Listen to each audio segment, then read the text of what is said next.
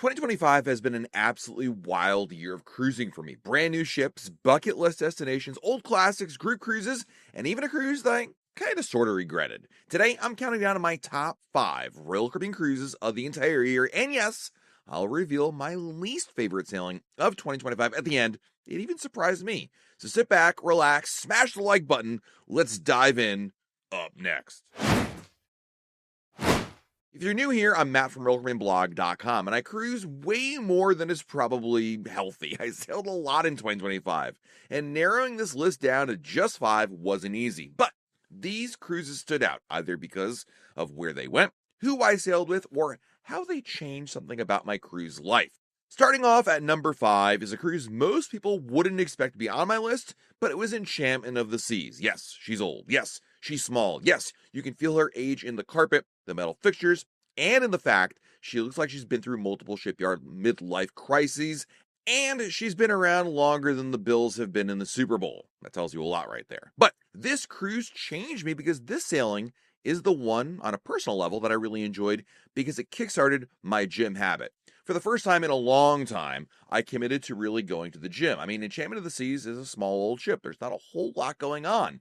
And after a couple days on board, I was like, you know what? I kind of want to try the gym again because it wasn't so much I was bored, just not so much anything to do. So I decided to go for it. And I'm happy to say since then, I've been able to maintain a regular gym routine at home and on cruise ships as well. And I really love it. I come home really feeling good about myself. I mean, I'm still indulgent. Don't get me wrong. I'm not going on the entire health kick, but it's really nice when you're on a cruise ship because those gyms at fitness centers are absolutely amazing. They're way better than the fitness center I have at home. And I love the fact that it makes me feel better about myself and I get to enjoy it while on board a ship. So don't forget, cruises that permanently change you do exist, and Enchantment definitely did. Number 4 is our Oasis of the Seas Royal Caribbean Blog group cruise, and honestly, it was perfection. What makes these group cruises special isn't just they have venues or itineraries, it's the people that I get to sail with. There's obviously opportunities to meet people, go to dinners together, and just hanging out with everyone who loves Royal Caribbean as much as I do. That energy is unbeatable. If you haven't heard about it,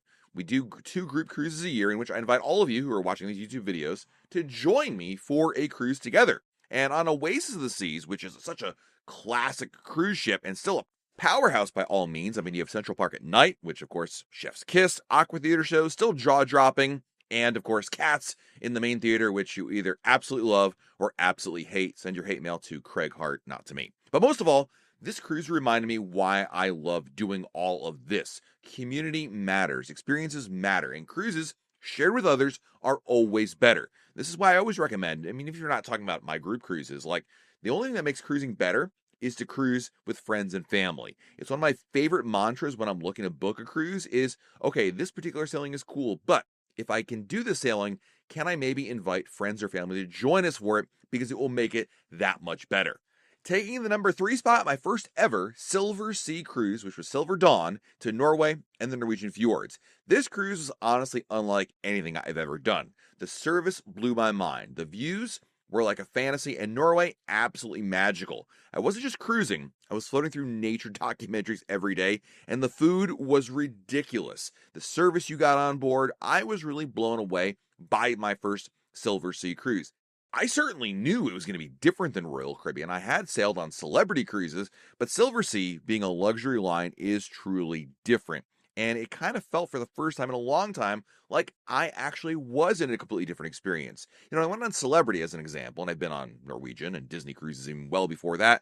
You know, they all kind of have the same core DNA in terms of its being big ship, mass market appeal, right? I mean, there are differences, don't get me wrong, but like the core is there. But on Silver Sea, it was totally different because the ship is significantly smaller, the approach to cruising significantly different, and of course the quality significantly higher. And when you combine all those things, it really blew me away by Silver Sea, and I liked it way more than I ever expected. In fact, if you ask me, and go ahead and ask me, Matt, would you prefer to go on a cruise on Silver Sea or Celebrity Cruises next?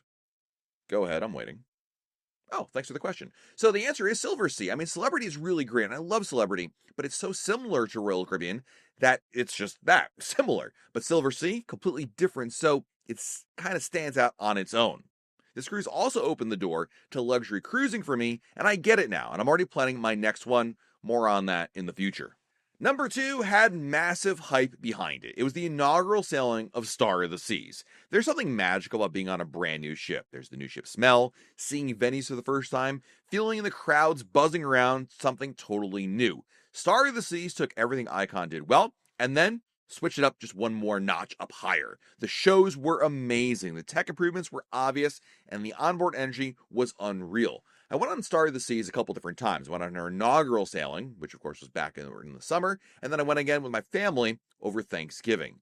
And there is something about these Icon class ships. I mean, I honestly say there's the Icon class, and then there's everything else in the fleet.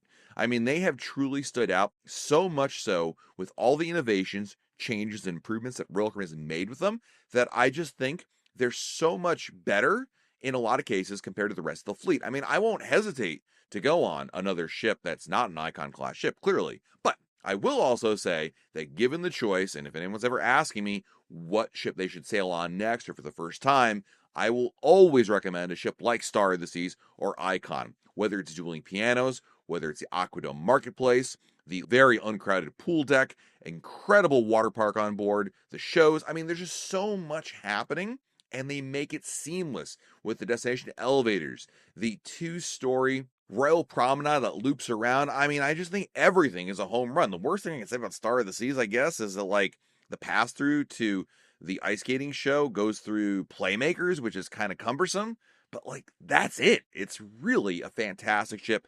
I absolutely love it. There's only one thing that beats a new ship high, but that's what sits at number 1, because number 1, my top cruise of 2025 is without a question my 8-night Northern City Escapes cruise on Independence of the Seas. And yes, this was also a Royal Caribbean Blog group cruise. This sailing was absolutely perfect. First and foremost, this was my family's first cruise into Europe. I'd been there before, as you all know. You watch my videos, right? Right? Yeah, I think so. This was their first time going to Europe, so we got to experience it together. This is a fantastic ship that really punches above her weight thanks to some amazing upgrades she got a couple of years ago. The itinerary was fresh and exciting, and we got to visit some absolutely beautiful European cities, and that incredible group cruise atmosphere, it was amazing. I mean, I love Independence of the Seas in general. You've got the Flow Rider, the Royal Promenade, that classic Royal Caribbean energy. But most importantly, every night, I really did find myself smiling ear to ear. It really reminded me why I fell in love with Royal Caribbean in the first place. And this goes back to something I talked about on the Oasis of the Seas cruise that I mentioned here on my list, and that is when you're cruising with friends, everything is better, and that was absolutely the case here on Independence of the Seas.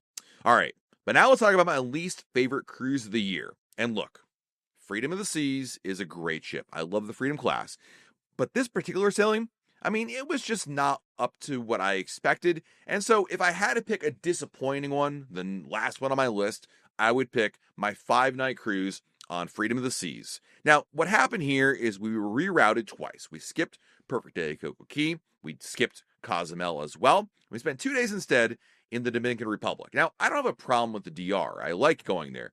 But 2 days in a row, essentially in the same area, doing the same thing, and that was it, was kind of a letdown. I mean, I didn't hate it.